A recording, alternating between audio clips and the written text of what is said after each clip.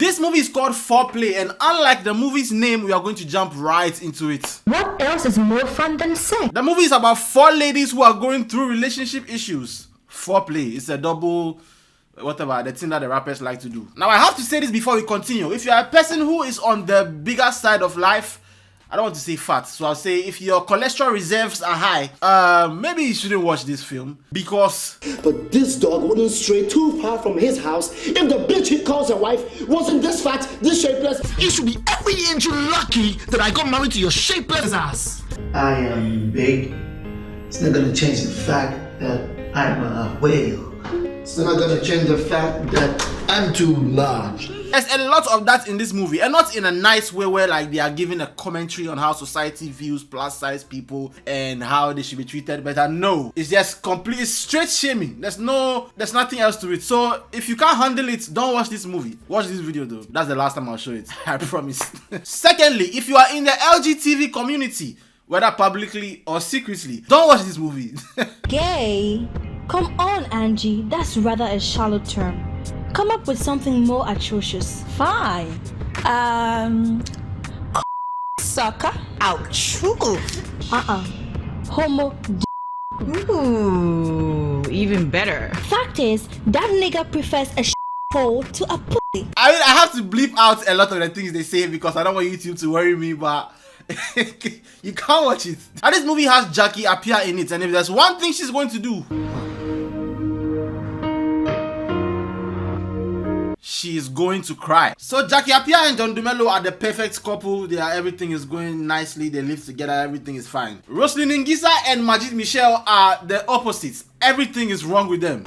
And to say for the last time, don't give me the bloody key. And what is Majid Michel in the movie if he does not scream? Now we have Juliet Ibrahim, and apart from the fact that we see her breast a couple of times in this film, she has a minor issue. Because you are dating a disheartening 16-year-old infant. He's actually 15. No, 17. Yeah, literally, she's committing crimes.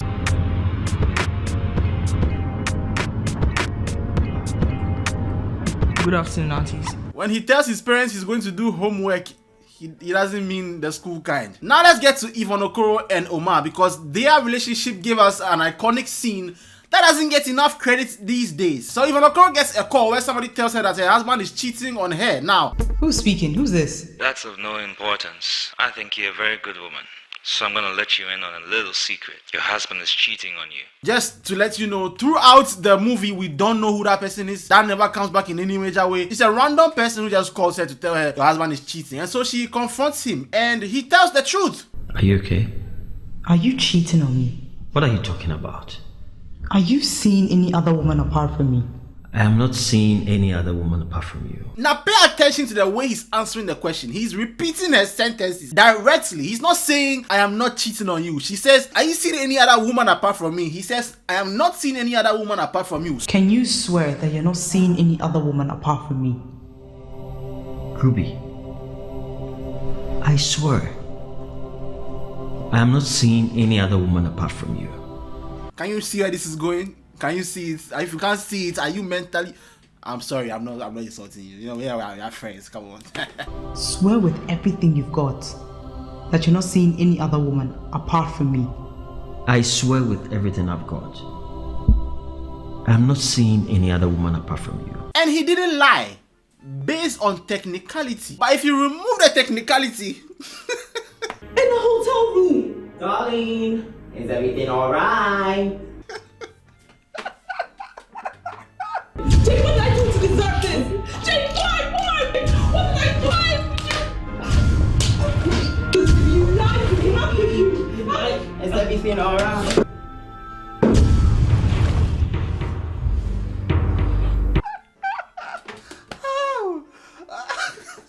Oh boy. I hope you didn't see anything. What are you covering? Why are you covering your chest? There's nothing to cover. Gay? Ruby, I'm bisexual. Is that supposed to make things better? Honey, I know you just caught me cheating on you with a man, but it's fine. It's not a problem because I like your vagina too. You know what our forefathers used to say? 2 holes are better than 1. The original quote is 2 heads are better than 1. And the funny thing is that quote still works in this situation. And this is why we have the most iconic LGTV scene in the history of cinema. There's never been anyone better than this. And I am fabulously gay. I remember this scene, bro. I never watched this movie when it came out. I only saw the trailer because we were watching another movie. And back then on the CD, they used to play like 15 trailers before they showed the movie. The 3 of us watching the movie was me, my cousin, and his girlfriend. And as soon as this thing came on, we all fell down laughing. We went back and watched this thing multiple times. It was the funniest thing I had ever seen as a child. And I hope the actor, that guy, I hope he's actually gay. Gay. If he's not, I hope he was fabulously paid, because if he's not, there's no way he's beating allegations. He appeared only one time in that film, and that scene was his legacy for a long time. The general public forgot about this because the movie is old, but I think it went viral on TikTok again, and the movie on YouTube has like 200k views and above. So hey.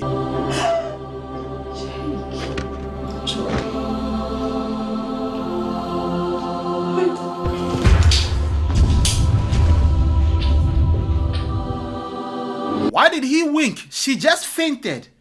What are they going to do to her body after that? But I'm sorry. Gosh. I didn't mean to embarrass you. Listen, Kojo, you need to grow up and stop behaving like a child. Yeah, he will grow up. There's a certain thing called time. Have you heard about it before? You need to give him time so that he can legally give you dick. Well, you have to prove that in bed. Follow me. This scene is very, very sad, especially because in a real society, there are 16-year-olds who are going through this, and other 16-year-old boys who dreamt of a life like this. And it's really, really sad that we would dream of having this life because our dreams never came true. Okay, it never happened, Mofu. It never happened, bro. There are 25 to 30-year-old men who are still looking for sugar mummies and they still cannot find. It's really sad.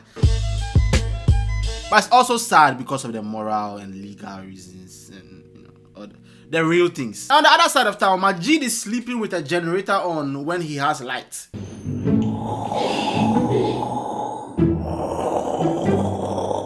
So John Dumelo and Jackie are in bed and he's reading a book by O.J. Simpson. If I didn't know the woman I was married to, I wouldn't be bothered at all. Baby, what is it? Maybe because you are reading a book by a guy who killed his wife and got away with it. And the book actually makes sense with the story a little bit later. We'll get to that point. I'm thinking of getting a divorce. Have you thought about the implications? The ones who suffer the most from a divorce are always the children. So what would you rather do? Well, you need to answer certain questions for yourself. Like, does he have money? Secondly, does he even fuck you well? Because clearly he swings for the other team, so he must not be playing very well for your team. And most important thing of all you need to consider is how much is he worth? How much money does he have? If he has a lot of money, don't leave. Stay inside. So she's considering a divorce. And then... We are a mistake. I agree.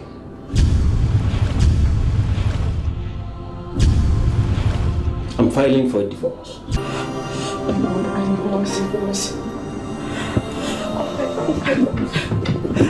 A divorce? Oh my God, I can't believe he's giving me what I asked for. This is why God doesn't answer prayers most of the time. Juliet Ibrahim's boyfriend, in this case, boyfriend is very literal, is having a problem with his girls who is worried about his Blackberry that he got for. Is that a Blackberry curve in your hands? Is that what they call it? Yeah, and it cost a whooping 800 Ghana cedis. A whooping 800 Ghana cedis. Blackberries used to be the shit back then. I never had one and I always felt left out, which is why I was so happy when the company died. Let's have sex. Not again. What is it? I'm tired. What do you mean you're tired? We've done this 2 times already. I'm really tired. I don't think I can do this anymore. Only 2 rounds and you are tired? I thought they said this guy played basketball. That's what his girl said before when she said the whooping 800 Ghana cedis. For a young boy like you who is doing nothing but playing basketball and awaiting his WASI results, would you stop lying and choose between she and I? You want me to choose? Yeah. You really want me to choose? Yeah. Okay, fine, I choose her. Choose money. Just partner with him. Let him continue servicing her. He brings the money and you chop. Why are the youth of yesterday so stupid? I mean, the youth of yesterday are the adults of today, so sorry. By the way, if you are grown up right now insulting the youth of today, this was you guys back then. So please relax. Don't be doing the youth of today, children of today. No. This was you guys back then. The Blackberry era. This was you guys. You're doing a lot of bad things. So, who's the kid? I'm the man in her life. I'm the man in her life. You're 16. You're not even a man in your own life. You're not even a man in your own body. So he breaks up with Juliet, saying that he likes rap music and R&B. I like wearing my jeans trousers sagging from my waist and walking with a swagger. I prefer rap and R&B to jazz and classicals. This part confused me because at the time I used to like classical music and jazz music, and I was younger than this guy. So, but we get what he's saying. And it's the right thing to do. Morally. Financially, very stupid decision. But morally, good boy. So far I've just been reacting to scenes because that's the movie, basically. It's just a bunch of scenes. But now we get to the part where the story comes together in some way. And you? I am manless. You are using the wrong word. You were always manless. You were boyful, so now you are boyless. But you are always manless. Use the right term. And this is where the O.J. Simpson book comes back, because it turns out John Dumelo did not kill his wife physically, but he killed her emotionally. That my husband is neither gay, a jobless wife beater, nor in kindergarten. Hooray! Nibera knows a lot about that, you know. Yeah, she fucked your husband. What?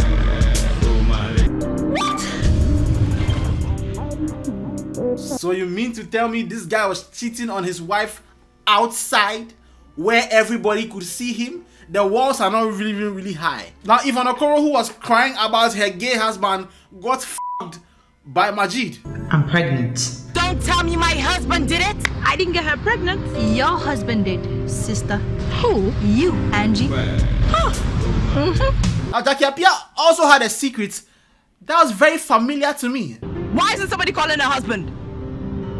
Does Rex know you can't have a child? Never. Ever. She has a 10% chance because one of her tubes was perforated during an abortion. She deleted a baby. Where have we seen that before? Yeah, a taste of sin. She deleted a baby in that movie too. I made a video about it. If you haven't seen, check it out. So come over here. And Majid's wife's secret is that I have no skeleton in my cupboard. Oh, shut up. Yes, you do. Your first marriage to Elvin, the voodoo charm. Remember? Voodoo charm. I don't understand. Majid is broke in a movie. So you did juju for a broke guy? For the version of the movie I found on YouTube, the last part has no audio. But from the way it looks like they all reconcile after Jackie Appiah cries to her mom, who is Kalsum Sinari, who is always the mom who has to cry with her daughter or cry with her son every single time. And by this interaction between Jackie and John Dumelo, it looks like she got pregnant. And at this point, you have to question whether or not the guy, John Dumelo, is the father, because they've all slept with each other. They pop champagne on this dirty river and give a little to the gods. And you know what? Compared to the last couple of old ghallywood movies I've talked about, this movie was actually good. It's actually one of the best Ghanaian films made. And I think they should have just done this. Like, all the movies should have just been comedies. And then we wouldn't have some of the disasters we've had. What else is more fun than sex? I still won't ask you to like and subscribe and hit the notification bell. I will ask you to leave a comment below. Let me think about the video. Let me think about the movie. Did you watch it when it came out? I didn't. I just watched it a couple of days ago. It was a fun film to watch and have a good laugh. And I love foreplay, but not as much as I love you. And I'll see you guys soon in another video. Sing the song. Well, I go never ever ask you to like and subscribe, but you go share my video if you know you're feeling my vibe. People, I go never ever ask you to